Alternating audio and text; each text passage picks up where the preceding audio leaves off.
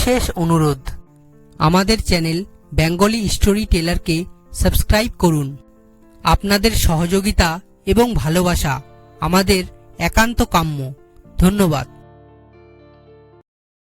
নমস্কার বন্ধুরা, আজকে আমি আপনাদের শোনাবো সত্যি সুকুমার রায়ের মজার একটি গল্প।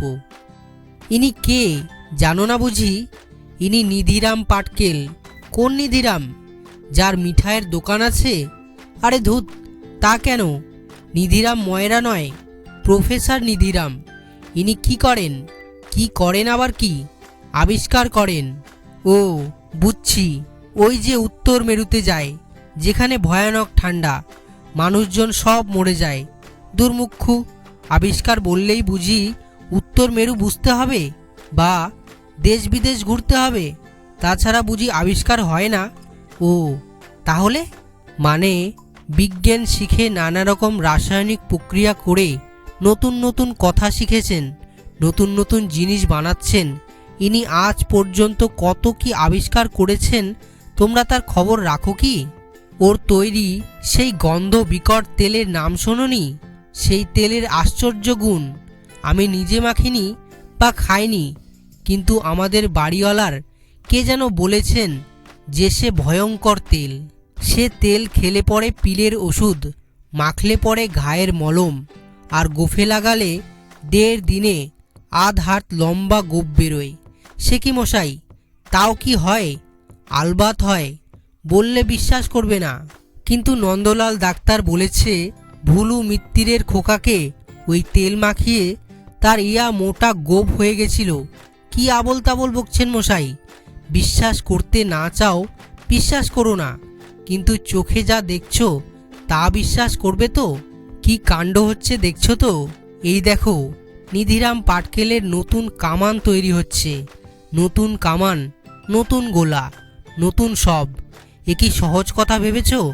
এইরকম আর গোটা 50 কামান আর 1010 গোলা তৈরি হলেই উনি লড়াই করতে বেরোবেন। সব নতুন রকম হচ্ছে বুঝি? নতুন না তো কি, নতুন অথচ সস্তা। ওই দেখো কামান আর গোলা। কামানে কি আছে? নল আছে আর বাতাস ভরা হাপ্পড় আছে। নলের মধ্যে গোলা ভরে খুব খানিক দম নিয়ে ভস করে যেমনি হাপ্পড় চেপে ধরবে, অমনি হুস করে গোলা গিয়ে ছিটকে পড়বে আর ফট করে ফেটে যাবে। তারপরেই তো হচ্ছে আসল মজা। গোলার মধ্যে কি আছে জানো? বিছুটির আড়ক আছে, লঙ্কার ধোয়া আছে, ছারপোকার আতর আছে, গাঁদালের রস আছে, পচা মূলোর এক্সট্রাক্ট আছে, আরও যে কত কি আছে তার নামও আমি জানি না। যত রকম উৎকট বিশ্রী গন্ধ আছে, যত রকম ঝাঁঝালো তেজাল পিটকেল জিনিস আছে, আশ্চর্য বৈজ্ঞানিক কৌশলে সব তিনি মিশিয়েছেন ওই গোলার মধ্যে। সেদিন ছোট একটা গোলা ওর হাত থেকে পড়ে ফেটে গিয়েছিল, শুনেছ তো?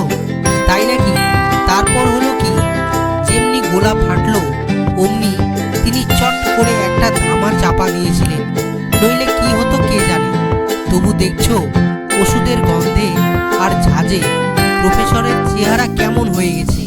তার আগে ওর চেহারা ছিল ঠিক কার্তিকের মতো, মাথা ভরা কোকড়া চুল আর 1 হাত লম্বা দাড়ি। সত্যি সত্যি নাকি? সত্যি না তো কি?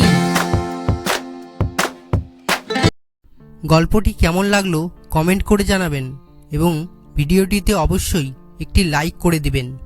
গল্পটি যদি ইন্টারেস্টিং মনে হয় তাহলে বন্ধুবান্ধব এবং পরিবারের মাঝে শেয়ার করে দেবেন।